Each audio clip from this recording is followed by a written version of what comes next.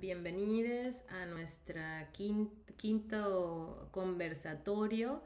El día de hoy tenemos el gran placer de tener a Eugenio Tiselli con nosotros, quien va a estar hablándonos de estrategias artísticas en procesos transdisciplinarios de investigación y acción. La verdad me da muchísimo gusto, Eugenio, realmente admiro mucho su trabajo y su compromiso con las áreas de investigación y que ha sido realmente un precursor muy interesante, un referente para mí, para muchos artistas en este campo transdisciplinario, incluso en el área de arte y agroecología. O sea, realmente es una figura bastante importante en México y de un lugar desde también internacional, así que agradezco muchísimo a Eugenio de que pueda el día de hoy estarnos acompañando.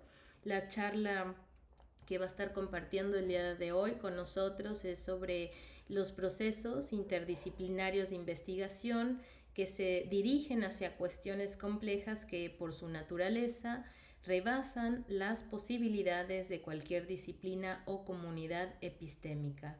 En estos procesos, las prácticas y metodologías artísticas tienen mucho que aportar, puesto que implican desde su origen diferentes modalidades de pensamiento relacional y ecológico. Sin embargo, cabe plantear la pregunta de cómo se transforman las estrategias y objetos artísticos cuando entran en interacción con otras formas de conocer y hacer. En esta charla, Eugenio va a estar contándonos sobre su experiencia como artista, programador, en colaboración con personas de otras disciplinas, y nos compartirá también algunos proyectos relevantes que ha estado llevando a cabo en los últimos años. Y bueno, me gustaría compartirles un poco más sobre quién es Eugenio. Eugenio Tiselli es programador, escritor, artista e investigador. Como programador, escritor, explora las maneras en las que la informatización del lenguaje transforma nuestra relación con el mundo. Como programador, investigador, ha desarrollado plataformas de software y metodologías sociotécnicas para la investigación participativa y la escritura colaborativa en contextos urbanos y rurales. Ha presentado su trabajo en publicaciones, conferencias, festivales y exposiciones nacionales e internacionales. Y les vamos a estar compartiendo también los sitios web, los links para que puedan ver el trabajo de Eugenio. Así que bueno, te cedo la palabra, Eugenio. Muchísimas gracias por acompañarnos el día de hoy. Muchísimas gracias, Gabriela, por tus palabras tan amables, por tu presentación. Y es un honor, la verdad, pues ser un invitado de este espacio de la Diplomatura de Humanidades Ambientales. La verdad es que pues me siento honrado, me siento también muy emocionado por compartir algunas ideas, pensares, sentires y haceres con todas y todos ustedes. Y bueno, pues voy a intentar exponer esta charla de manera más o menos breve para que, bueno, al final podamos tener quizá un tiempo para conversar un poquito, que a mí me gustaría muchísimo conversar con todas y todos, pero pues tengo mucho que contarles, así que voy a empezar directamente y voy a empezar entrando en materia. Así que pues quisiera compartirles mi pantalla porque preparé una presentación que me va a servir un poco de guía para irles platicando de algunas experiencias sobre la interrelación entre estrategias artísticas, lo que yo llamo estrategias artísticas y que vamos a intentar no definir, pero sí vislumbrar, y su papel dentro de procesos de investigación transdisciplinarios que, como hace un momento mencionabas, quizá antes de iniciar la transmisión, Gabriela, pues también hay que mencionar los procesos indisciplinarios, ¿no? Que están totalmente integrados y cobijados por esta transdisciplina, ¿no? Entonces, si me permiten, les voy a compartir la pantalla. Voy a empezar por el título, que de entrada pido disculpas porque es un título quizá un poquito rimbombante, ¿no? Es como un título muy académico. Estrategias artísticas en procesos transdisciplinarios de investigación y acción. Y en realidad no voy a dar como una especie de exposición magistral sobre cómo suceden estos procesos, cómo es la interacción entre arte y diferentes disciplinas científicas u otras pues disciplinas e indisciplinas sostenidas y vitalizadas por diferentes comunidades epistémicas. O sea, no quiero abordar esta cuestión de una manera general, porque creo que no es posible generalizar estos temas, ¿no? Eh, entonces, por eso pido disculpas, porque a lo mejor el título da a entender que va a ser una charla bastante académica, pero lo que en realidad quisiera hacer es compartirles algunas experiencias que yo he vivido justamente pues en la aplicación de estrategias artísticas en procesos de investigación y acción que involucran disciplinas, indisciplinas y sobre todo cómo estas estrategias, cómo el estatuto artístico de estas estrategias se transforma para bien y para mal, diría yo, al entrar en contacto y en interacción con otros ámbitos, ¿no? Yo creo que es una cuestión de la cual no se habla mucho. En la transdisciplina se habla bastante y es un poco la esencia, ¿no?, de esta interacción entre artes y ciencias y otras formas de saber, otros saberes, pero se habla poco de cómo cada uno de estos saberes, cada una de estas áreas se transforma al entrar en contacto con otras y de alguna manera pierde un poquito o difumina un poco sus límites, sus fronteras, ¿no? Entonces voy a ir por allí. Y voy a empezar directamente con una cita que quisiera compartirles de un libro. Es un libro que tengo aquí detrás, uno de mis libros de cabecera, nunca mejor dicho. Y es un libro de Sueli Rolnik, que es fantástico, se llama Esferas de la Insurrección. Esta, para quienes no la conozcan, pues esta filósofa brasilera que en un momento trabajó muy de cerca con Félix Guattari y que ella, bueno, ha seguido desarrollando su idea, sus pensamientos, pues ya de forma independiente y de forma muy, muy rica, ¿no? Y en este libro ella se pregunta por cómo en el campo de las prácticas artísticas se ha dado una especie de urgencia renovada debida a la grave situación mundial, ¿no? Y cuando hablamos de una grave situación, estamos hablando no de un problema, porque creo que hablar de problemas automáticamente nos impulsa a encontrar soluciones. Quizá preferiría hablar de controversias, ¿no? De cuestiones que hay que entender, desenmarañar, ver de una manera relacional, cuidar esas relaciones y bueno, darle cabida a toda la complejidad que implican, ¿no? Y hablamos de cuestiones obviamente como el cambio climático, pero su interdependencia con fenómenos sociales, cuestiones económicas, políticas, etcétera, etcétera. O sea, Sueli Rolnik observa esta situación de una manera general, global, interdependiente, y empieza a plantear algunas preguntas que son pertinentes, relevantes para el ámbito artístico, ¿no? En particular las tengo aquí subrayadas, voy a las últimas dos. Ella pregunta cómo estrategias artísticas pueden intervenir en la vida social, instaurando espacios para procesos de experimentación, su proliferación, sus devenires. O sea, ella ya se está preguntando cómo estas estrategias propias quizá de un arte más implicado políticamente, más participativo, más cercano a problemáticas no solamente artísticas, sino a cuestiones externas a esta esfera del arte, que durante mucho tiempo se ha entendido como una esfera autónoma, cómo crear espacios de intervención para estas estrategias, ¿no? Y más radicalmente, cómo ayudar a liberar la potencia de creación de su confinamiento en el arte. Es decir, este confinamiento de la creatividad, pues sí, desde la creación dentro del arte, quizá pues es bastante artificial, ¿no? Y podríamos entender la creatividad, que es una palabra que no me gusta mucho, pero usémosla. Ella llama potencia de creación, que creo que es un término mucho mejor, en otros ámbitos humanos, ¿no? En otros ámbitos humanos, donde también existe esa posibilidad y sin embargo, pues los propios ámbitos se han especializado tanto que parecería que ya no tienen cabida esta potencia, ¿no?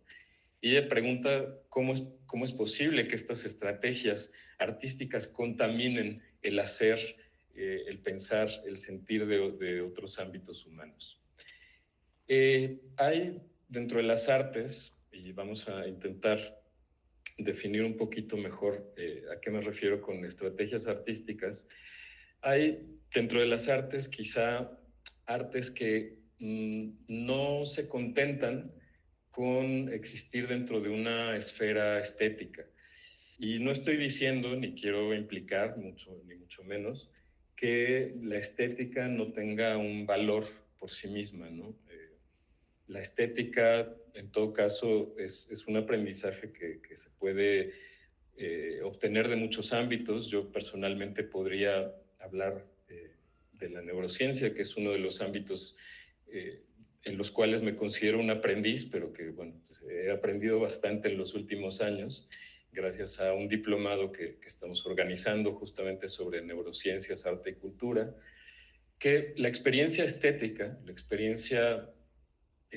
que tenemos al apreciar, al experimentar una pieza artística, esa experiencia corporal, esa experiencia física y mental, se parece muchísimo a la experiencia de la empatía, ¿no? Y la empatía es una condición fundamental para dirigirnos al otro, a lo otro, a abrirnos radicalmente a aquello otro, ¿no? Entonces, con todo esto quiero decir que la experiencia estética tiene valor y que el arte como una búsqueda estética tiene valor. Sin embargo, hay corrientes en el arte que afortunadamente escapa a todo tipo de definiciones y encasillamientos, donde no se trata solamente de quedarse en el ámbito estético, sino como dijo Jeremy Deller, un artista inglés que a mí me interesa bastante, no se trata solamente de hacer cosas que tengan un valor estético, sino de hacer que sucedan cosas, ¿no? Y bueno, Jeremy Deller, es, quizá para quienes lo conozcan, es un artista que ha creado experiencias. Una de ellas, por ejemplo, fue una recreación de una batalla campal que sucedió en los años 70 en Inglaterra. En aquel entonces, pues eran los años de Margaret Thatcher, que fue pues la gran impulsora de las políticas neoliberales, sobre todo de la economía, la implementación de una economía neoliberal en Inglaterra, sin dejar alternativas. Y pues los trabajadores evidentemente se rebelaron, ¿no? Entonces en aquel momento en Manchester hubo un enfrentamiento bastante grande, bastante importante, con bastantes incidentes y heridos y personas presas, entre mineros que hacían huelgas y policías, ¿no? Esto fue en los 70s y Jeremy Deller, ya bien entrado en el siglo XXI, hizo una recreación de esta batalla campal con los personajes originales, digamos, de esta batalla, ¿no? Con mineros que ya estaban jubilados, con policías jubilados, y digamos que un poco la idea, sin un guión específico, simplemente recrear aquello que había sucedido, era volver a vivir, volver a traer al nivel de la experiencia algo que había sucedido años antes y cuyas heridas quizá todavía estaban abiertas, ¿no? De hecho, muchos testimonios de las personas que participaron en esta recreación eran justamente de que algunas heridas se habían cerrado, de que se había cerrado un ciclo, de que ciertas cosas hacían sentido. Y Jeremy Deller lo que dice es que su pieza no es la documentación de esa recreación, no es el video de la recreación, sino que es la recreación misma, es decir, algo que se agota en ese hacer, en ese suceder, ¿no? Entonces, eso como estrategia artística es un ejemplo de lo que me interesa.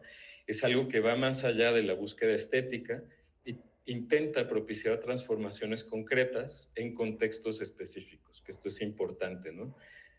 Transformar, o sea, la potencia transformadora del arte puesta en práctica, puesta en acción en sitios específicos donde existen controversias, enmarañamientos específicos, ¿no? Esto no va, digamos, en favor de una borradura de la autoría, como se ha argumentado en algunos lugares. No se desvanece el autor, sino que aquí la autoría se multiplica. Se trata de una especie de escritura colaborativa, de un guión colaborativo, muchas veces escrito, creado en tiempo real por todas las personas que participan en estas experiencias, ¿no? Son transformaciones en las cuales participan personas, muchas veces, o quizá en general, personas que no necesariamente tienen que ver con el ámbito artístico, ¿no? Y según Claire Bishop, gracias a esta visión, el arte puede convertirse en una forma de actividad experimental que se superpone con el mundo. Y aquí quizá tocaría subrayar la palabra experimental. Como ustedes saben, en un experimento, en un buen experimento digno de tal calificativo, pues no se sabe a priori qué es lo que va a resultar. Entonces es una actividad experimental que conlleva claramente riesgos, que conlleva claramente un final abierto, y ahí quizá hay una importante distinción entre una estrategia artística y una metodología científica, que generalmente pues tiene una hipótesis, tiene una metodología muy clara, tiene metas muy claras a las cuales quiere llegar.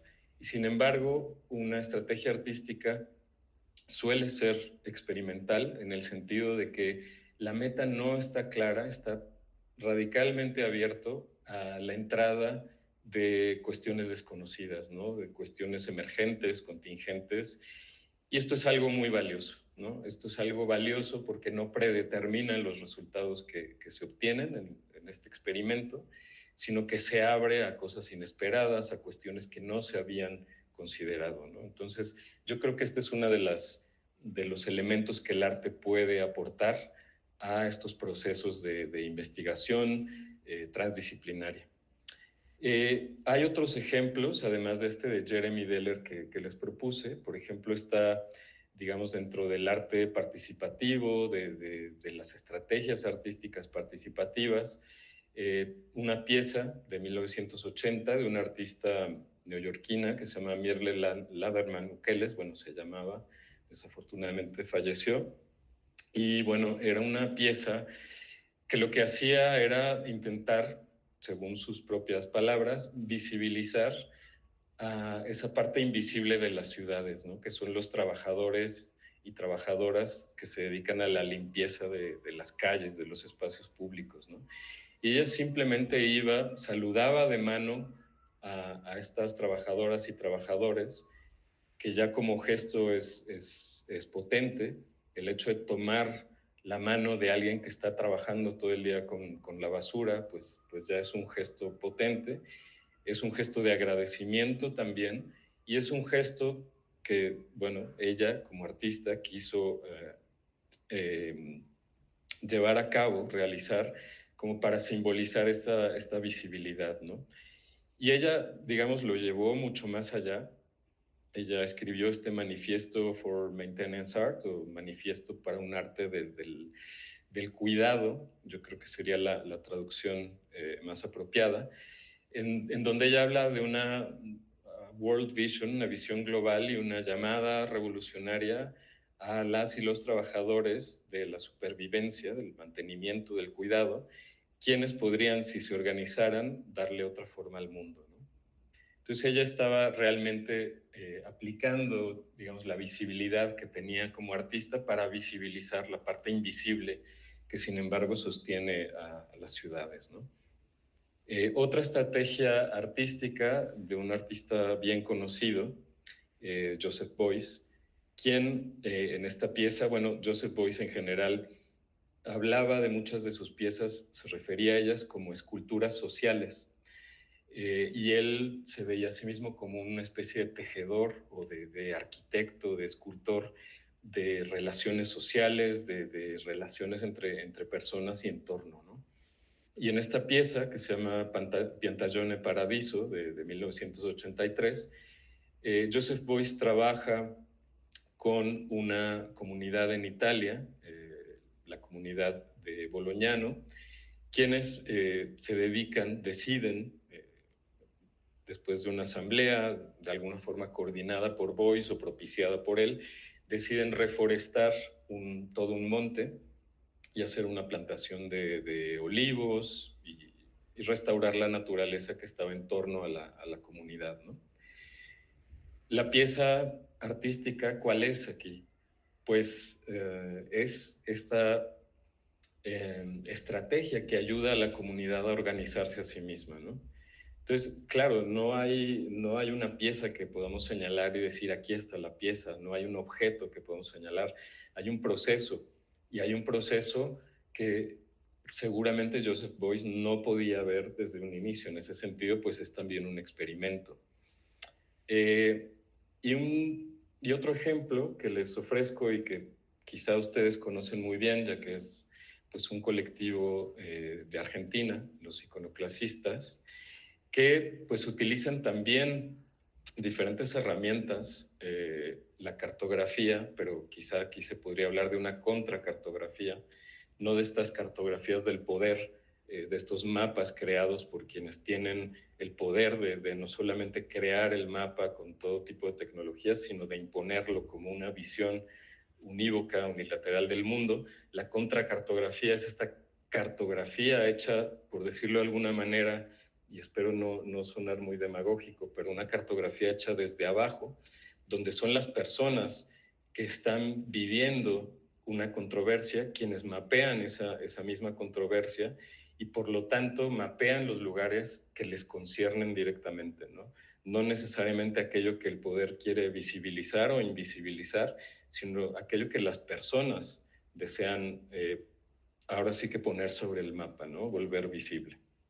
Entonces, bueno, son 3 ejemplos de estrategias artísticas donde realmente este trabajo del arte se difumina, ¿no? El trabajo tradicional de la búsqueda estética, de una esfera autónoma del arte, supuestamente independiente de todos los flujos políticos, económicos, sociales, se disuelve completamente y el arte empieza a entrar en interacción con otros flujos, entrar en diálogo con otras formas de saber, otras formas de hacer, con otros intereses que muchas veces lo contradicen y que muchas veces sucede que el resultado final de estos procesos para nada es aquello que él o la artista que los pone en marcha hubiera querido.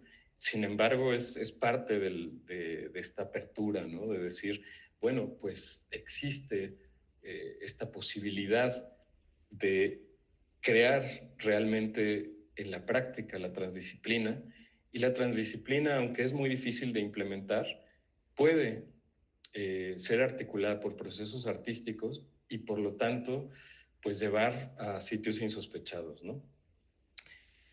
Bueno, y es aquí donde quisiera yo hablarles un poco ya de mi experiencia.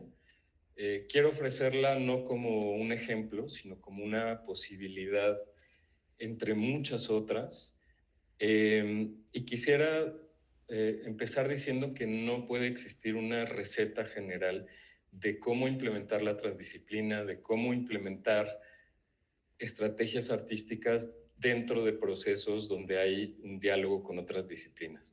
No es posible generalizar porque hay contextos específicos, porque hay cuestiones, controversias específicas y por lo tanto es algo que se tiene que reinventar cada vez.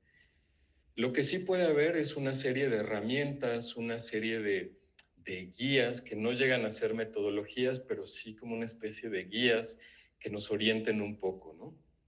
Entonces, yo quisiera hablarles de un proyecto en el cual estuve involucrado entre 2003 y 2010. Fue un proyecto en el cual colaboré con el artista catalán Antoni Abad. El proyecto se llamó megafone.net y yo creo que es un proyecto que, por una parte, tiene unos lineamientos, unas premisas muy sencillas, pero por otra parte, abre muchas puertas, tiene, desde mi punto de vista, el potencial de convertirse en una guía para ser implementada en otros contextos, no necesariamente artísticos. Y bueno, pues también tiene una serie de herramientas tecnológicas, de software específicamente, que ahorita les voy a describir. En general, el proyecto megafone.net, de lo que trata, o las premisas que tiene, eh, pues era trabajar con diferentes comunidades en riesgo de exclusión social. Como pueden ver en el mapa, pues en diferentes puntos del planeta, y proponerles una serie de herramientas, específicamente teléfonos celulares y un sitio web compartido. Mediante los teléfonos celulares, las personas participantes en estos proyectos podían retratar fotos, fragmentos muy específicos de su vida, eh, subirlos a este sitio web compartido, abierto al público, y de esta forma crear así una especie de medio de comunicación no necesariamente filtrado, donde la visión, las opiniones, las aspiraciones, los pensamientos, los sentires de las personas participantes pudieran llegar a un espacio que después pudiera, pues ser consultado por muchas personas en su propia comunidad, pero también alrededor del mundo. Digamos, los elementos de comunicación de este proyecto eran fotografías sobre todo y fragmentos de audio. Por ejemplo, una persona podía tomar una foto, grabar un fragmento de audio explicando esa foto, y eso era lo que se enviaba a el sitio web compartido. Ahora, si lo pensamos, hoy, 2022, pues esto es lo que muchos de nosotros hacemos cada día, ¿no? Yo no tengo una cuenta de Instagram, pero quien la tenga, pues es justamente lo que hace, tomar fotos y subirlas a un espacio público, público entre comillas. Yo creo que es bastante debatible, ya que en realidad es un espacio privado, pero presentado como si fuera un espacio público. Pero pensemos que pues esta experiencia de megafone.net inició en 2003. Un buen día yo ya estaba colaborando con Antonio Abad, y él a finales de 2002 llegó de un viaje de Brasil a Sao Paulo y me dijo: oye, mira, tengo dos observaciones que te quiero proponer. Yo un poco colaboraba con él como programador. Me dijo: por un lado, conocí a un grupo de personas en la ciudad de Sao Paulo, en Brasil, los motoboys, que son mensajeros que van en motocicleta repartiendo todo tipo de documentos, objetos, por la ciudad. Y normalmente la prensa los tacha, creo que todavía, pero en aquel entonces los tachaba pues como personas irresponsables que causaban accidentes, que incluso eran criminales, que secuestraban, robaban, etcétera. Sin embargo, pues son personas que son vitales para la dinámica de la ciudad, que intentan trabajar, que intentan tener una vida en condiciones muy precarias, y que muy a menudo son quienes sufren accidentes o crímenes, ¿no? Entonces, por una parte, es un colectivo que se beneficiaría de poder expresar sus propias visiones más allá de lo que la prensa dice de ellos.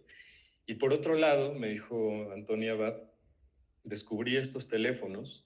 Les invito a que piensen en el año 2002, si es que se acuerdan, aquellos teléfonos que existían en aquel entonces, que empezaban a tener cámara. Era rarísimo encontrarse con un teléfono con cámara en aquel entonces, ¿no? Ya había los primeros teléfonos con cámara, y cuando Anthony me enseñó uno de ellos, yo nunca había visto uno, sinceramente, y además eran teléfonos que empezaban a conectarse a Internet. Era también una novedad. Y me decía: ¿qué pasaría si organizáramos una especie de talleres con los motoboys y quizá con otros colectivos, donde pues dotáramos a las personas participantes con estos teléfonos con cámara y posibilidad de conectarse a internet y creáramos un sistema en el cual pues fueran subiendo imágenes y audio y pudieran pues expresarse y tener su propio canal, ¿no? Por eso se llama Canal Motoboy y casi todos los experimentos de Megafone.net eran canal algo, dependiendo del colectivo con el cual trabajáramos. Entonces, bueno, yo asumí esa responsabilidad de darle forma a esa propuesta desde el punto de vista del software como programador. Y bueno, pues fue mucha la emoción cuando un día de 2003 logré subir una fotografía que había tomado con el teléfono, logré subirla a internet, era como pues la primera vez que lo hacía en mi vida y fue como un momento muy especial, ¿no? El momento de nerd, de por fin lograr algo en lo que estás trabajando y no sabes si vas a lograrlo o no. Pero bueno, más allá de esos detalles quizás sin importancia, pues trabajamos con muchos colectivos. El canal Motoboy, es decir, el trabajo en Sao Paulo con los Motoboys no fue el primer proyecto que hicimos. Y voy a ir rápidamente revisando los proyectos que sí que logramos hacer. Finalmente, como ven aquí, el proyecto con los Motoboys se llegó a hacer en 2007, pero empezamos justamente aquí en la Ciudad de México, desde donde les hablo, con un colectivo de taxistas que digamos que en aquel entonces tenían una problemática muy similar a los motoboys. Es decir, tenían muy mala prensa. Lo primero que te decían cuando llegabas a la Ciudad de México era no te subas a un taxi porque te pueden secuestrar, te pueden asaltar. Y sin embargo, lo mismo, son personas que trabajan, que viven y trabajan en condiciones muy precarias y que de alguna forma pues necesitan, o al menos en ese entonces necesitaban contrarrestar esa imagen de criminales que estaba ofreciendo la prensa, ¿no? Entonces, bueno, pues se juntaron 17 taxistas en aquel entonces, se realizó este experimento con los teléfonos que, como pueden imaginarse, eran muy raros en aquel entonces teníamos que eh, aportarlos. Los taxistas no tenían ese tipo de teléfonos en aquel entonces. Ahora prácticamente todas y todos nosotros tenemos un smartphone en el bolsillo, pero pues en aquel entonces ni siquiera las personas más ricas de México tenían un smartphone, ¿no? Entonces, bueno, conseguimos estos teléfonos como herramientas colectivas para la documentación y pues estas son algunas fotos enviadas. Aquí hay un grupo de los taxistas, no son los 17, podemos ver que hay una mujer, casi todos hombres. Y bueno, pues el proyecto duró aproximadamente 3 meses. Ofrecieron una visión eh, bastante poco usual de la Ciudad de México, o poco usual para quienes no somos taxistas, porque pueden imaginarse un taxista experimenta y ve cosas que muchas personas que nos dedicamos a otros oficios no vemos. Y fue un proyecto pues que tuvo diferentes ramificaciones, tuvo una salida en prensa, en radio, en televisión, incluso algunos taxistas pintaron en los costados del coche la URL, la dirección la dirección web del proyecto, pues para que la gente lo pudiera ver, ¿no? Que esa era la inquietud que tenían los taxistas y un poco el propósito del proyecto, ¿no? Hacer visible esa parte invisible de la ciudad que, sin embargo, es vital.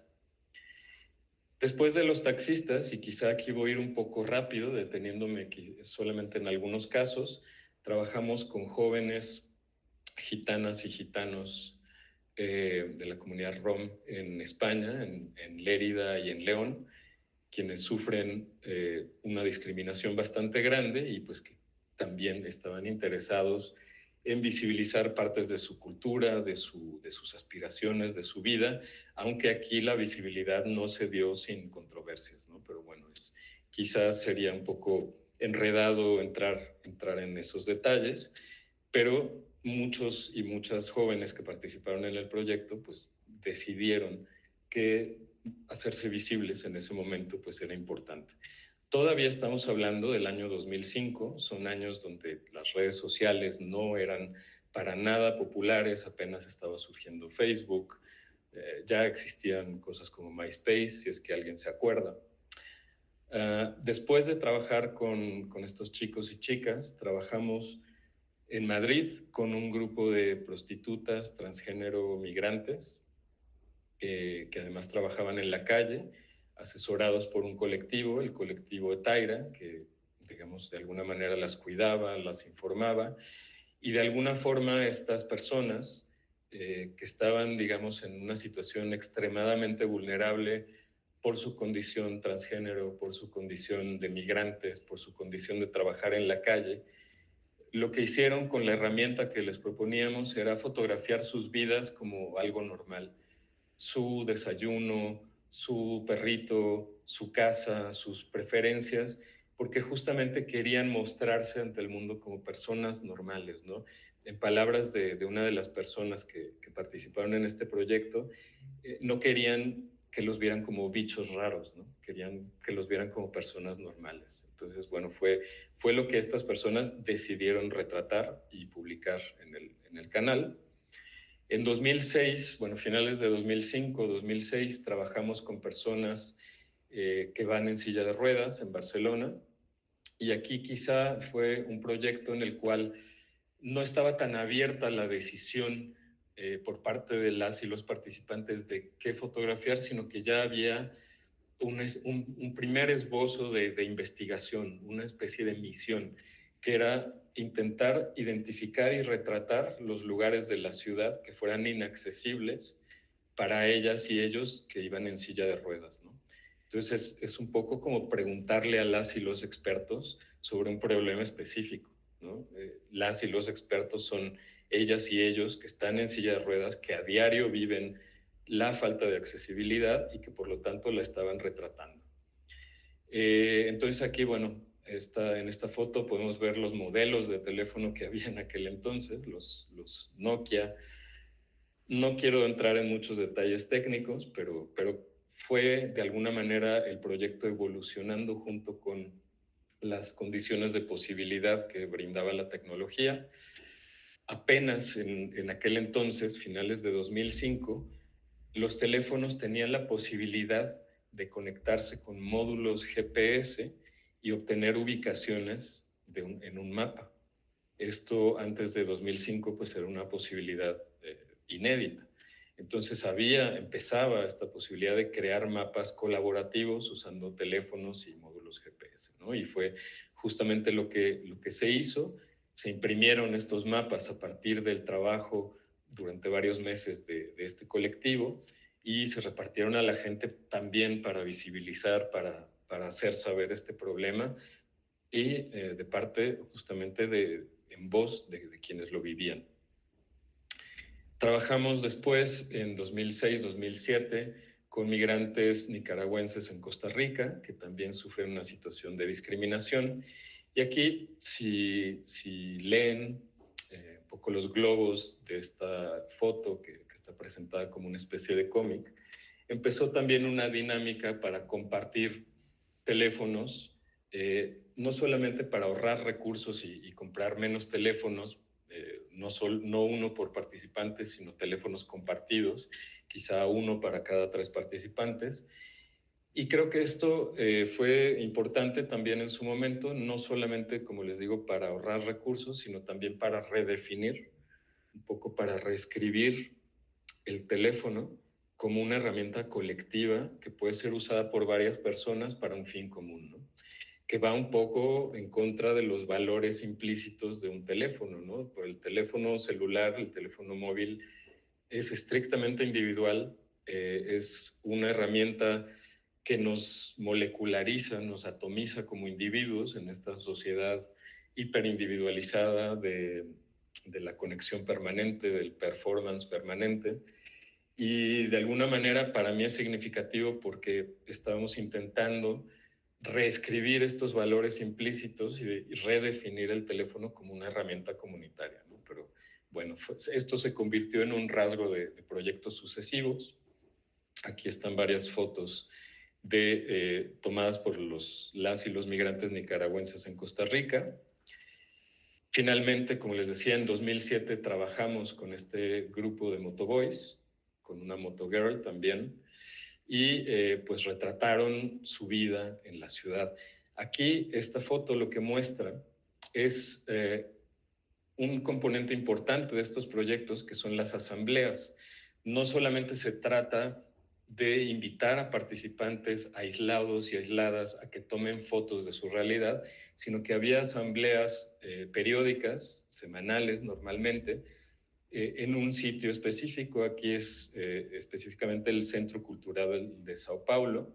Aquí pueden ver las motocicletas de las y los motoboys que se reunían en torno a esta mesa, un poco para reflexionar sobre aquello que habían retratado durante la semana y sobre aquello que hacía falta retratar, ¿no? Y ponerse de acuerdo y pues un poco enriquecer no solamente al público con su propia visión, sino enriquecerse entre ellas y entre ellos y crear este espacio de reflexión, de autorreflexión y de autorrepresentación. Entonces, aquí hay algunas fotos de las y los motoboys. Como pueden ver, pues viven situaciones y experiencias muy impresionantes y muy fuertes en la ciudad. Trabajamos también en un proyecto similar al de Barcelona, con personas en silla de ruedas, en Ginebra, Suiza, donde también, a pesar de ser Suiza, había bastantes problemas de accesibilidad, sobre todo en espacios privados, donde el gobierno pues no podía hacer nada. En el proyecto estuvo presente una autoridad de la ciudad que, al darse cuenta de que los problemas estaban sobre todo en espacios privados, dijo, bueno, pues no hay mucho que podamos hacer. Lo cual muestra esta tensa relación entre lo público y lo privado, donde lo privado, pues, como ya sabemos, suele tener como esta ventaja, como esta primera mano. Trabajamos también en un proyecto en Colombia con personas desplazadas y personas desmovilizadas en el conflicto. Desplazadas, personas que tuvieron que salir de su lugar de origen, donde vivían por la violencia, y personas desmovilizadas que pues justamente deciden dejar las armas. Entonces eran dos colectivos antagónicos, pero que pues en este proyecto intentamos reunir. Hubo un momento en que los dos colectivos que estaban trabajando por separado se reunieron a una misma mesa, y pues fue un proyecto, como les digo, emotivo, en el sentido de que el proyecto sirvió como puente, como una especie de motivación al diálogo entre estas dos partes en conflicto. Y finalmente, el último proyecto en el cual yo colaboré, en el proyecto Megafone, fue el Canal Saharaui, con personas refugiadas en el desierto del sur de Argelia, en el desierto del Sahara. Es un conflicto muy antiguo que lleva más de 40 años bloqueado. Si quisieran informarse sería muy bueno, porque es uno de los conflictos olvidados del mundo. Pero básicamente son personas que llevan pues muchísimos años, desde finales de los 70, en estos campamentos en pleno desierto, sin acceso a ni siquiera agricultura, difícil acceso al agua, y que sin embargo viven allí, ¿no? Viven literalmente olvidados, y de alguna forma pues esto supuso un reto, ¿no? Ver cuál era el panorama, no solamente humano evidentemente en estos campamentos, sino el panorama tecnológico que pudiera permitir la conectividad desde allí, ¿no? Fue un reto, pero pues afortunadamente había conexión a internet satelital, un internet bastante incipiente. Había ya teléfonos que estaban siendo usados por la población, que captaba la señal del pueblo más cercano en Argelia. Y cuando les propusimos el proyecto, que otra vez se trataba de crear estas asambleas donde personas pertenecientes a esta comunidad decidieran qué era lo que querían visibilizar, pues decidieron visibilizar, como pueden ver aquí en el pizarrón, sus costumbres, el problema con las personas con capacidades diferentes, la memoria del pueblo saharaui, la situación de las mujeres, la naturaleza, los niños, el trabajo. todos estos temas eran temas que sobre todo las chicas participantes del taller propusieron y visibilizaron pues en este canal. Hasta aquí llegó mi colaboración con estos proyectos con Antonia Abad, megafone.net, y ahí de alguna manera nuestros caminos se bifurcaron. Antonia Abad siguió adelante con estos proyectos y con algunos similares, y yo también, como colaborador cercano, como desarrollador de las herramientas, decidí que quería ponerlas a prueba en contextos eh, igualmente de relevancia social, de alguna importancia social, pero también de investigación.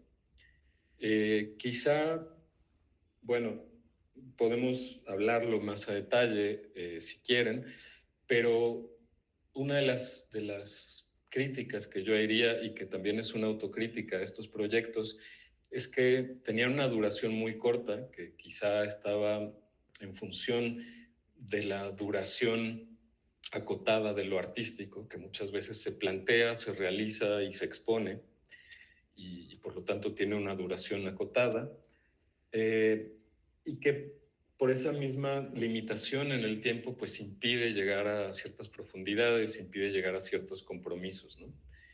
Y también otra cuestión, que en este momento las herramientas que yo había desarrollado no estaban públicamente disponibles, y para mí era muy importante pues que lo estuvieran, ¿no? Para que otras personas pudieran utilizarlas, más allá, digamos, de esta especie de control artístico de la herramienta, la metodología, etcétera, etcétera, ¿no?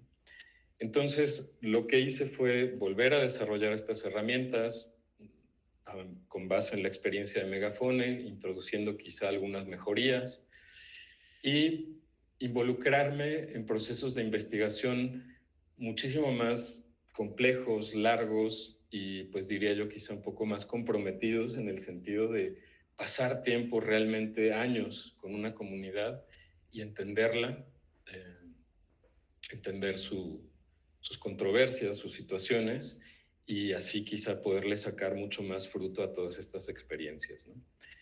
Entonces, en 2011, pues tuve la oportunidad de involucrarme en un proyecto en Tanzania, que es este país de aquí, país de África del Este, sobre el Océano Índico. Y en aquel entonces yo estaba estudiando un doctorado, y como parte de las investigaciones que había en mi entorno, había un equipo de científicas y científicos tanto de Tanzania como de Suiza, que estaban intentando investigar los efectos eh, cualitativos, no solamente cuantitativos, sino cualitativos del cambio climático. Sabemos muy bien y conocemos bien los datos sobre el cambio climático. Sabemos que hay diferentes modelos que nos señalan diferentes trayectorias donde la temperatura media global pues puede subir 1.5 o 2 o más grados dependiendo de lo que hagamos hoy. Sabemos que esto depende pues de volúmenes de las emisiones de CO2, etcétera, etcétera. Conocemos los números, pero quizá lo que no se había estudiado, que ahora se está estudiando mucho más, son los efectos cualitativos de pues las temperaturas más elevadas, las sequías o las inundaciones, los cambios en los patrones de lluvia y sequía, generan cuestiones que no son fácilmente identificables, que no se pueden modelar fácilmente, como por ejemplo aquello que sucede en esta foto, que es algo que si no se observa en el terreno es muy difícil de predecir con un modelo matemático. Lo que ven aquí, si se ve estos pequeños puntitos sobre la hoja de esta planta, que es una planta de yuca, es una planta enferma con la enfermedad del mosaico, se puede identificar por estas manchas, y es una enfermedad viral cuyo vector, es decir, cuyo factor de transmisión, el ser que la transmite es esta mosquita blanca, que es este puntito de aquí, y es un insecto que obviamente existe en muchos ecosistemas, es parte del ecosistema, pero que en climas secos prolifera mucho más. Y en aquel entonces en Tanzania se estaba pasando por años de sequía. Allí hay, digamos, dos temporadas de lluvia al año, una corta y una larga, y la temporada corta en aquel momento había prácticamente desaparecido. Entonces había mucha sequía, por lo tanto había una mayor proliferación de la mosquita blanca y por lo tanto había también una mayor incidencia de la enfermedad del mosaico. Como les digo, este es un efecto que se puede cuantificar, obviamente, pero es que es un efecto que solamente gracias a la observación se puede identificar. ¿Y quién mejor para identificarlo que las y los campesinos que están en el terreno, que viven, que dependen que su vida depende de una manera muy literal de estas cuestiones? Entonces, un poco la idea del proyecto de investigación en el cual yo estuve involucrado era involucrar también a las y los campesinos como observadores, como investigadores, para que detectaran este tipo de cuestiones, este tipo de incidencias del cambio climático y así poder diseñar pues diferentes estrategias de adaptación mucho más adaptadas a su contexto, ¿no? Más específicas.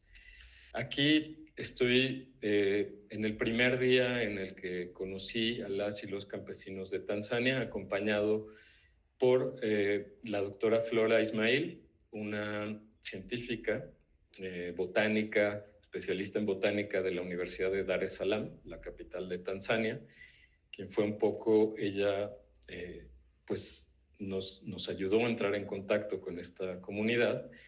Y mi colega Angélica Hilbeck, que es entomóloga, es agroecóloga, y que pues juntas, digamos, eran un poco la parte más activa, más involucrada por parte de la ciencia, ¿no? Como les decía, fue un proyecto transdisciplinario, ahora se ha transformado, ya les contaré, pero tenía este componente científico de estudiar desde la ciencia lo que estaba sucediendo en el terreno. Y lo que yo proponía, digamos, desde las estrategias artísticas, y aquí es donde retomo este término, era utilizar aquello que yo había aprendido, experimentado, puesto en marcha junto con Antonia Abad en el proyecto megafone.net, como estrategia artística, pero aquí ya involucrada en un proceso de investigación transdisciplinaria. Y estamos aquí pues explicando a las y los campesinos cómo podrían utilizar teléfonos celulares para fotografiar estas cuestiones que les mostraba antes, como la de la mosquita blanca, compartirla en un sitio web y que pues las y los investigadores científicos pudieran acceder a estas observaciones, estudiarlas y llegar, digamos, a alguna conclusión. La comunidad ya había tenido contacto con estas tecnologías, con los teléfonos celulares, con Internet, y a pesar de que la conectividad tenía muchos límites, logramos poner en marcha el proyecto allí en un lugar de Tanzania que se llama Bagamoyo, que está justamente sobre la costa. El proyecto lo nombramos entre todas y todos Sauti ya Wakulima, que significa la voz de las y los campesinos en Swahili. Y aquí está la página web por si quieren visitar el proyecto. Es un proyecto que estuvo activo entre 2011 hasta aproximadamente 2016 y que, como les decía, pues surgió con esta misión de recopilar las observaciones de las y los campesinos sobre el cambio climático. Pero a los pocos meses de haber iniciado el proyecto sucedió una cuestión muy interesante que tiene que ver con una reescritura de las tecnologías, que era algo que les hablaba hace un momento, y que tiene que ver también con otras formas de saber y otras formas de investigar que no son necesariamente las de la ciencia, ¿no? Y que esto a mí me parece fundamental considerarlo dentro de los procesos transdisciplinarios. Y lo que sucedió fue que las y los campesinos participantes empezaron a entrevistarse entre ellos y empezaron a entrevistar a otras y otros campesinos que vivían en la región y hacerles diferentes preguntas del tipo, ¿por qué estás cultivando, por ejemplo, maíz y sandía en un mismo campo? Y la persona entrevistada respondía, bueno, pues porque la sandía tiene unas hojas muy grandes que ayudan a mantener la humedad en el suelo y pues eso favorece a la planta de maíz. Ah, bueno, y quizá este fragmento de saber, de práctica, lo sabe una persona, valga la redundancia, pero no lo sabe alguien que está a unos kilómetros de distancia, que vive a pocos kilómetros de allí. Entonces, esta redefinición de las herramientas como herramientas para ayudar a la movilización de estos conocimientos latentes que están allí en la comunidad, pero que quizá no se compartían con tanta fluidez, pues fue algo que interesó muchísimo a las y los campesinos. Obviamente se desvió, ay, perdón, me adelanté un poco, se desvió del objetivo original, que era exclusivamente retratar las observaciones de estas personas sobre el cambio climático. Y claro, las personas, digamos, los investigadores científicos del proyecto estaban un poco inquietos, ¿no? Porque sentían que nos estábamos desviando de la meta original. Eh, pero descubrimos juntas y juntos que compartir conocimientos, de crear esta especie de común de conocimientos, es quizá una de las mejores estrategias de adaptación frente al cambio climático. Entonces, más allá de simplemente observar y estudiar, las y los campesinos estaban ya directamente creando una especie de red que les permitía adaptarse de diferentes maneras gracias a los conocimientos y las prácticas de otras personas que vivían en su alrededor. Esto nunca nos lo hubiéramos imaginado, para nosotros fue un descubrimiento muy grande. También nos puso en una posición de humildad, en el sentido de que quizá como científicas, científicos, íbamos sin mala intención, pero a imponer algunas metas, algunos propósitos. Y cuando las y los campesinos descubrieron una meta, un propósito mucho mejor que el que nosotros estábamos proponiendo, pues ahí de alguna manera les cedimos totalmente las riendas del proyecto y fue un proyecto pues que interesó a, a las personas participantes de tal manera que el proyecto continuó por 5 años, ¿no? Entonces creo que esto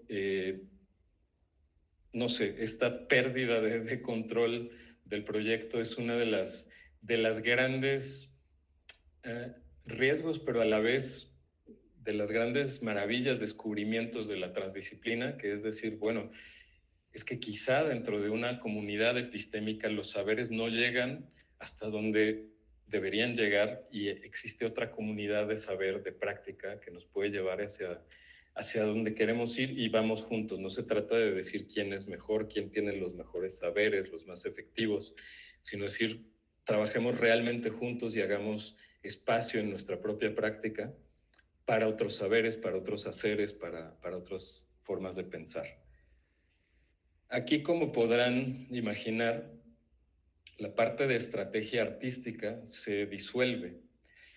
Las y los campesinos no estaban viendo este proyecto, no estaban entendiendo y no necesitaban entenderlo como algo artístico. Esto quizá es una gran enseñanza también para mí, es decir, quizá yo podría verlo como de origen una estrategia artística, pero no necesita hacerlo. En este momento ya se disolvió como tal y se convirtió en otra cosa.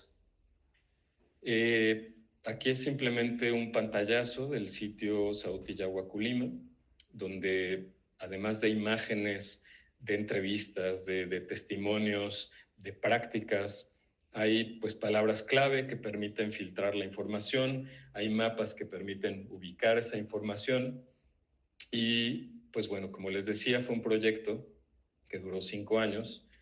Este es simplemente un pantallazo de la aplicación rediseñada después del proyecto Megafone, de la aplicación que estaban usando las y los campesinos en los teléfonos. Y es una aplicación que se llama OjoVoz, se puede descargar en ojovoz.net, es una aplicación de código abierto que puede ser usada por otras personas, no solamente por mí, en proyectos que yo coordine o siga o acompañe, sino que puede ser llevada adelante por otras personas, incluso sin que yo me entere, ¿no? Todo el código está accesible en ojobos.net. No voy a entrar mucho en detalles de la aplicación. Sí, quizá decir que llegó un momento en el cual el proyecto, Sauti Yaguá Culima, aquí podemos ver el título, se convirtió en una seña de identidad para las y los participantes, ¿no? Porque estas personas no solamente iban recopilando conocimientos que estaban allí latentes en su alrededor, sino que además los iban compartiendo, los iban mostrando a través de la página web a otras personas cuando iban, por ejemplo, a ferias agrícolas, llevaban su computadora, se conectaban a internet de alguna manera y enseñaban aquellos conocimientos que habían obtenido en su entorno, ¿no? Entonces, el grupo empezó a ser conocido como el grupo Sauti Yaguá Culima, ¿no? El grupo que tenía los teléfonos y que los utilizaban para crear este espacio de intercambio de saberes. Y entonces, a partir de, digamos, de esta primera fase, llegó una segunda fase que ya fue de la mano con organizaciones no gubernamentales, tanto de Tanzania como de Suiza también. Y aquí el proyecto da un giro ya definitivamente hacia otro rumbo, que no es necesariamente la investigación científica como lo fue en la fase anterior, y esta apertura a otros saberes y a esta desviación fructífera de las y los campesinos de crear un espacio común de conocimientos, sino que aquí había ya estrategias de, digamos, capacitación, de acompañamiento de campesinas y campesinos en su transición hacia una agricultura agroecológica, ¿no? Sobre la agroecología creo que hay muchísimo que decir y hay culturas en México que ya practican la agroecología sin tener que llamarse agroecología. El ejemplo de la milpa, por ejemplo, que es esta combinación entre maíz, frijol y calabaza, es una práctica ancestral que está reconocida por la agroecología como una práctica agroecológicamente, digamos, adecuada, que favorece, que trabaja con el entorno local y no en contra del entorno local, como lo hacen, por ejemplo, los monocultivos. Pero la milpa ya existía antes de que se ideara esta idea de agroecología. Sin embargo, en Tanzania hay un escenario muy diferente y aquí por eso hablamos de agroecologías, más bien cómo la agroecología en México puede ser una recuperación de la ancestralidad en la agricultura y en Tanzania puede ser una especie de recuerdo de una memoria que fue borrada por procesos coloniales, ¿no? Porque ustedes saben cuando colonizaron Tanzania, alternativamente ingleses y alemanes, no solamente esclavizaron a buena parte de la población, sino que borraron no solamente con cultivos que eran propios de ese lugar, sino con el conocimiento, la cultura que hay dentro de la agricultura y que permite sembrar cultivos originarios como el sorgo o el mijo, que fueron borrados totalmente en favor de cultivos que fueran comercializables, ¿no? Que era lo que interesaba a los colonos. Cultivos como el tabaco, el maní, el café, pues fueron, digamos, los que constituyeron las plantaciones que se implementaron en Tanzania. Bueno, cuando termina, digamos, esta fase colonial, Tanzania se independiza, está por cumplir, si no este año, muy próximamente 70 años de independencia. Hay también una recuperación de esta memoria perdida de técnicas de cultivo, de técnicas de agricultura y por lo tanto de cultura. Y entonces muchas técnicas agroecológicas, que como les decía, en otros contextos pueden verse como técnicas ancestrales, aquí eran hasta cierto punto técnicas nuevas que había que reaprender. Entonces estas ONGs estaban propiciando estos procesos de reaprendizaje y se interesaron en estas herramientas, los teléfonos celulares y la página web compartida, para que las y los campesinos que estaban en este proceso de transición agroecológica pudieran compartir sus prácticas, sus éxitos, pero también sus problemas, ¿no? Y aquí sí hablo de problemas, porque cuando hay una plaga que se está comiendo mi cultivo, pues evidentemente tengo un problema al cual sí que hay que encontrarle una solución. Y una posibilidad que se veía en ese entonces y que afortunadamente ha funcionado hasta cierto punto, es que con los teléfonos se pudiera, la o el campesino que tuviera el problema, pudiera retratarlo, enviarlo a la página web y que alguien que estuviera observando la página web pudiera ver ese reporte de un problema y dar una respuesta rápida a la persona que estaba reportando, ¿no? Entonces, bueno, este proyecto se implementó, como les digo, ya de la mano de organizaciones no gubernamentales y al día de hoy alcanza alrededor de 6,000 personas en Tanzania que están involucradas en estos proyectos agroecológicos. Este es un campo de pruebas agroecológico donde van los campesinos a aprender sobre técnicas agroecológicas y como les decía, aquí hay esta transformación de la estrategia artística, ¿no? Primero, me repito un poco, pero quiero como remarcar el camino recorrido hasta aquí. La estrategia artística se convierte en una herramienta que existe dentro de un proceso de investigación transdisciplinaria y acá se convierte en una herramienta también, pero que asiste, acompaña a campesinos que están en un proceso de conversión de su propia forma de cultivar, de su agricultura. Y simplemente termino con un proyecto lateral, digamos, relacionado, que tiene que ver con cómo investigar. ¿Qué es investigar para una persona en las ciencias y qué es investigar para un campesino o campesina? Fue una pregunta que fue haciéndose, que yo fui haciendo a lo largo de todos estos años en Tanzania y fui descubriendo que investigar para las y los campesinos era justamente descubrir, utilizo esa palabra, ¿no? Cuando yo les preguntaba qué es investigar, ellos decían es descubrir algo que no se sabe.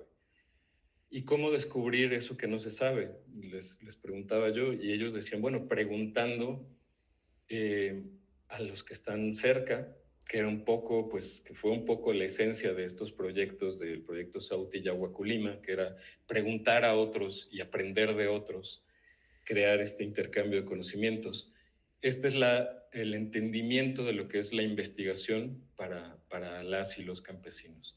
Y a partir de este entendimiento y una especie bueno, de una intención de crear estos cruces entre pues, sus propias formas de investigar y las formas de investigación científica, desarrollamos, codiseñamos junto con campesinas y campesinos otra aplicación que se llama Ubunduzi, que justamente significa descubrir, um, investigar, descubrir, y que permite a los campesinos llevar un registro y comparar si los procesos agroecológicos en sus parcelas realmente están funcionando o no, ¿no?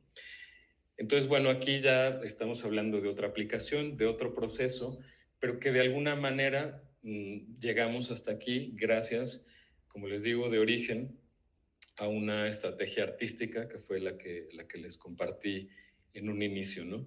Entonces, bueno, yo quisiera ir cerrando, digamos, este recorrido que les ofrecí y no quisiera llegar a conclusiones, más bien a sensaciones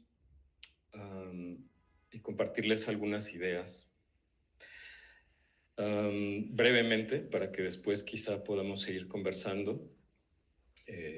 Si hay preguntas, si hay intervenciones. Pero creo que vivimos en un mundo, en un entorno, donde pareciera que hay una especie de monocultivo del conocimiento, ¿no? Y hago este símil del monocultivo quizá versus una parcela agroecológica donde hay una diversidad, donde hay interacciones, donde hay procesos abiertos no en armonía siempre, también en conflicto. Hay conflictos, ¿no? Lo que llamamos naturaleza, que hablar de naturaleza quizá en este ámbito es algo así como una blasfemia en el sentido de que queremos no separar naturaleza y cultura y podemos hablar de naturoculturas. Pero cuando hablamos entonces de naturoculturas, multiplicamos las controversias, multiplicamos los conflictos de una forma fructífera, a veces provechosa, a veces no tanto. Y como les decía, pareciera que estuviéramos inmersos en este monocultivo del conocimiento donde la ciencia tuviera esta hegemonía, ¿no? Y lo que yo aprendí, digamos, de las y los campesinos, es que existen diferentes formas de conocimiento que tienen un pleno sentido vital en su entorno, en el lugar donde suceden, y que esas formas de investigar, por ejemplo, preguntando, que tiene que ver con la tradición oral, con el intercambio de historias, quizás si lo vemos desde un punto de vista científico, académico, pues no es válido. Hay otras maneras de investigar que tienen que ver con lo medible, lo cuantificable, ¿no? Es como estamos en una especie de cosmos, y perdón que lo llame así, que me ponga un poco metafísico, pero me refiero a un filósofo que se llama Federico Campaña y que a mí me gusta mucho. Y habla de que estamos en el cosmos de la técnica, donde parece que hay un núcleo de ese cosmos que son los números, las matemáticas, y a partir de ahí asumimos que todo en el mundo es medible, es cuantificable, y por lo tanto puede ser puesto en una especie de serie infinita, donde cada elemento es intercambiable. Y bueno, ese es el mundo en el que estamos. Pero es un mundo, es un planeta donde hay muchos mundos, todos están aquí y muchos de ellos no los vemos. Y por lo tanto hay otras cosmologías, hay otras formas de entender lo vivo, lo no vivo, lo humano, lo más que humano. Y esas otras formas de entender, de vivirlo, de aproximarlo, no están separadas, no hay una separación entre teoría y experiencia. El investigar no es tomar mi computadora, hacer un modelo matemático y llegar a un resultado estadístico con cierto nivel de probabilidad. Es ir a la otra parcela, preguntarle a la otra persona cómo están sus hijos, cómo están sus cultivos y preguntarle también por qué estás haciendo esto y por qué hiciste esto otro y cómo te va con esto y cómo te va con aquello. Y esta imbricación de la investigación con lo vivo, con lo vivencial, con lo experiencial, con lo humano, con lo dialógico, es para mí algo valiosísimo que no debemos de ningún momento menospreciar, ni mucho menos, sino que darle su valor, tampoco idealizar, que me parece súper importante hablando de estos temas y hablando de otras formas de hacer y de conocer. Es importante no romantizar ni idealizar, sino más bien entender que no es que nosotros tengamos que convertirnos en aquello que no somos y adoptar aquello que no tenemos, sino más bien de respetar aquello que sucede en su contexto y que tiene plena validez y valor vital allí, y que no vayamos a imponer ciencias ni tecnologías en lugares donde esas ciencias y tecnologías van a hacer más daño que bien. Al fin y al cabo, las personas que han vivido allí se han mantenido, ya vivieron por el fin del mundo, que para muchos pueblos fue la conquista, ya fue el apocalipsis. Muy rápidamente tuve en 2015 no sé si llamar la oportunidad, pero de ser algo así como el chofer de Bernard Stiegler, que es este filósofo que piensa la tecnología, que murió hace poco y que yo admiro muchísimo. Y teníamos estas discusiones como, bueno, las charlas que uno tiene con el taxista. Yo era un poco como el taxista de Bernard Stiegler porque él estaba en un festival y yo era el chofer que lo llevaba a su hotel y al festival y todo esto, ¿no? Y yo le decía, ¿qué opinas de México, este lugar post-apocalíptico, ¿no? Y Bernard Stiegler decía, no, el apocalipsis todavía no ha pasado, está por pasar. Y eso a mí me dejaba pensando, ¿el apocalipsis ya sucedió o va a suceder? Y yo creo que depende de donde se mire, ¿no? Para la civilización blanca, occidental, científica, el apocalipsis está a punto de suceder en la forma del cambio climático, la sexta extinción masiva y todo lo que ya sabemos. Pero para poblaciones originarias, como las que hay en Tanzania, como las que hay en buena parte de Latinoamérica, el apocalipsis ya sucedió. Y sin embargo, allí están, ¿no? Que es un gran mensaje, a mí me ilumina mucho ese mensaje. Entonces, pretender que nuestra ciencia blanca occidental va a salvar a otras culturas que quizá vemos como que están en una pobreza material, en una pobreza de diferentes tipos, pretender salvarlas con nuestra ciencia y una tecnología es de una arrogancia y ceguera infinitas, ¿no?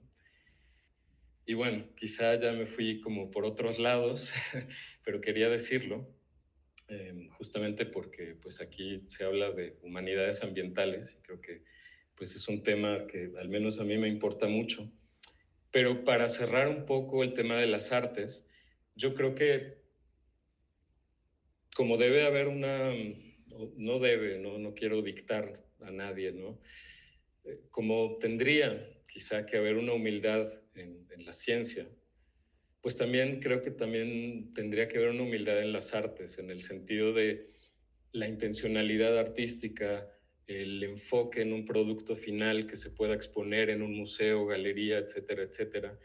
Cuando eso entra en un proceso verdaderamente transdisciplinario, eso se tiene que dejar a un lado, ¿no? Y quizá hay proyectos que nos llevan años de estar allí, de estar trabajando, y al final no hay nada que mostrar.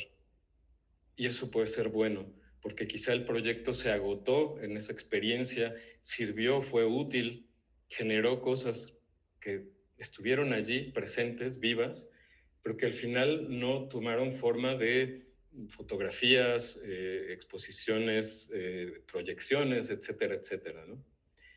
Y es un poco lo que me pasó a mí, y diría que felizmente, porque el proyecto creció, siguió su rumbo, pero no es un proyecto el que yo esté como artista, digamos, como participante artístico en este proceso. No es un proyecto que yo exponga ni quiera exponer. Y tampoco por una humildad que podría ser como una falsa humildad, sino por saber que el proyecto se convirtió en otra cosa y que exponerlo sería como esa traición al proceso, ¿no? Y decir, es que esto ya no es arte, ya no se expone, ya está hecho para otros fines. Y bueno, ya, hablé quizá un poco de más, pero les agradezco mucho la escucha. Y pues nada, si hay alguna pregunta o comentario, pues me encantará escucharles y gracias. Eugenio, muchas gracias a ti, realmente motivadora en estas últimas sensaciones, pero también ver todo tu proceso, ¿no? Tan generoso, ¿no? Nuevamente, muchas gracias por compartirnos. Voy a hacer cierro para agradecerte y esperamos pronto poder volver a colaborar. Y con esto, bueno, cerramos nuestro conversatorio.